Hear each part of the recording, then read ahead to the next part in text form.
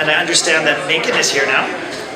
So we're going to get Meghan Thumath of the Vancouver Coastal Health Clinic Practice Initiatives, lead in HIV and AIDS, to please come forward. Where is Meghan? Is Meghan here? Oh, look, Rick Simon. Nice hand for Meghan. She'll do that. She's okay. Thank you. Hi, everybody. I'm so sorry. There was a little miscommunication, and it's all Monica Stein's fault. So Monica is not here. If anybody knows Monica, she owes me, because she told me I was on at 10:55, and I was in clinic seeing patients. Sorry. So I had a good excuse. So there's no traffic, just miscommunication. So I was actually doing a case conference on someone that just got evicted, so that's very apropos. So I've got some fancy machine here that I've got to learn how to use. So this presentation is actually heavily borrowed, and so I'm calling her a co-author, from my colleague Miranda Compton. And so if you know Miranda, she's a social worker by trade, but she also happened to do a master's thesis on HIV and homelessness. And she recently put together some great slides for AIDS care rounds, so I thought that I would heavily steal from them and acknowledge her as a co-author. And today I'm just going to review the evidence around HIV and homelessness, so that's our specific topic matter today, and overview of some of the gaps and challenges in the BC system in particular, focusing on Vancouver and HIV housing services in BC. And then because we're in the middle of implementing a pilot called Stop HIV AIDS, I'm going to use that as sort of our main example of just a practice example of what we can do to improve access to housing. Who's heard of Stop HIV AIDS? About half the room, yeah. It's the albatross around my neck. But it stands for Seek and Treat to Optimally Prevent HIV/AIDS, if you haven't heard of it. And it's essentially a large $48 million 4-year project to increase access to testing and treatment. And the real sort of crux of Seek and Treat, or Stop HIV, is to get people on the antiretroviral medication that suppresses the virus in their body, and then the theory is that that will decrease transmission to other people in the community and will also benefit people living with HIV because they'll have improved health outcomes, less mortality, less morbidity, so less disease, and they'll live longer and won't die. That's essentially the crux of it. And I think talking about the evidence, my rationale for doing that with you today is hopefully it's a tool for advocacy for many of you that I know quite well in the room who are tirelessly working to improve housing. And public health is one of the real cruxes that speak to funders. Many of us are either paid or are in programs that have HIV/AIDS funding, partially because people who don't acknowledge that, I think, this human rights impetus that many of us feel passionately about at least can understand the public health argument.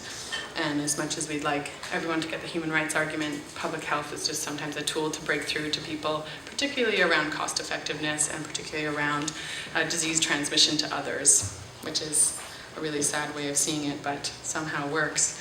So with Seek and Treat, originally to the funding groups, it was designed to be a very medical model on medications, more doctors, all of that, and we really had to put together a huge briefing note to explain why housing might be in scope for the intervention. Believe it or not, it was very challenging. And they said to us, what does this have to do with medications? Can't you just give people pills and they'll take them? And many of you know that's not true at all. So we put together some of these briefing notes, and some of the literature that was key was this particular systemic review of 17 studies focusing on access to housing as an important determinant for HIV care. So that's a great resource for you, and I'm sure these slides will be available, but Lever et al. In 2007 found that access and utilization of healthcare HIV treatment and our social services really improved when people were housed. It improved adherence to HAART, so that's highly active antiretroviral therapy, health status, and risky behavior decreased. And we also found in some of the literature that actually housing also decreases vulnerability to HIV for people who are negative. So that's another impetus. I'm sure you can all see how having a safe place to house decreases your risk of exchanging sex for shelter, for instance. We also found this very excellent study by Woltze et al. I'm not sure if I'm pronouncing that right. It was a randomized control trial, so policymakers and funders love randomized control trials, especially if they happen to be a physician or a researcher. They're just gold standard of research. And this housing and health study in the US found that housing, the primary outcome of the study was impact on HIV disease progression, and they found that having patients housed, rocket science, but amazing, we had to do a randomized control trial on this, decreased healthcare utilization and improved patient outcomes, decreased mental health, or improved mental health and improved physical health. And just having these real numbers to put behind our kind of lived experience, I think, helped push forward the HIV and housing movement in the US and in Ontario. In Chicago, they also did a randomized control trial, randomizing people to case management and immediate housing on demand versus non-randomized, and they found the group that was housed obviously had a decrease in hospitalizations, hospital days, and decreased emergency department visits. So this is kind of bringing in the case management angle as well. Again, in the Chicago study, after a year, half of the intervention versus 34% had a CD4 greater than 200 and a viral load less than 10,000. So CD4 is a marker of your immune system functioning, so showing that people had a stronger immune system, and viral load, which means their virus was suppressed in their body. And this really, we know now from OHTPN, which is, or not OHTPN, sorry, from this randomized control trial that just came out, a global study in May, that people who are on treatment are 96% less likely to transmit to others. And so that's a really strong, powerful policy message. We also know that people who are on treatment in a recent randomized trial that came out, or sorry, a systemic review in October, they are likely to live 15 years longer. So there's both individual patient benefit, and then there's a population benefit. That's quite. We also have Project Independence, which is another US based, so lots of RCTs on housing happening in the US.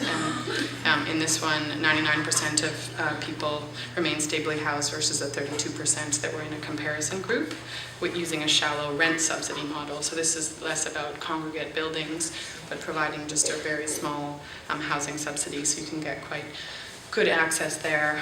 And then that really remained, after 2 years, independently housed. In terms of the REGI study, this is a registry of HIV services in San Francisco. They looked at healthcare utilization among people living with HIV/AIDS and found that housing, rocket science, decreased or broke the cycle of frequent readmissions and long inpatient facility stays. So this is something Sean talked about, the patient that had 79 admissions versus 3. None of this is new, but just helpful to have it written down.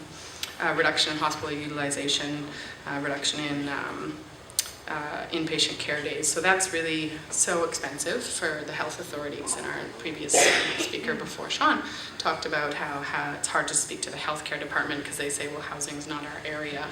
And we've been fortunate that Vancouver Coastal Health actually has a housing department, and that position has been vacant for actually the last 6 months. And we've been noticing an increase in our inpatient costs in VGH and St. Paul's, and it's actually kind of brought the health department, I think, full circle, because they've been realizing that that was a huge gap for us, and the cost per bed day is so high that they've now just finally reappointed a housing director. So Lorna Howes is going to be the director of housing. So all eyes are really on models like CTCT.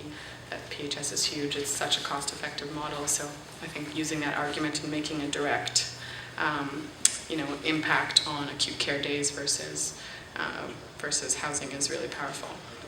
Not just that people deserve houses as a human right. That argument, for some reason, just doesn't get much traction. The REGI study is, again, this one I just talked about, is just a graph demonstrating the dramatic decrease in overall medical costs and a net savings of $3.1 million in medical care costs. That's in 1 year, so huge. And that's in a system without Medicare. So. The economics of housing as healthcare, another study that you're welcome to look at. I feel like I'm repeating myself, so I'll scroll through these quickly, but another study for you to use demonstrating an impact of $14,000 per person per year for the housing intervention, decreasing healthcare utilization. And then in terms of our literature research on does housing make a difference to HIV, that was that part. And then they actually had the goal to ask, do we really need housing? Can you demonstrate that people living with HIV need housing, or that it's a gap?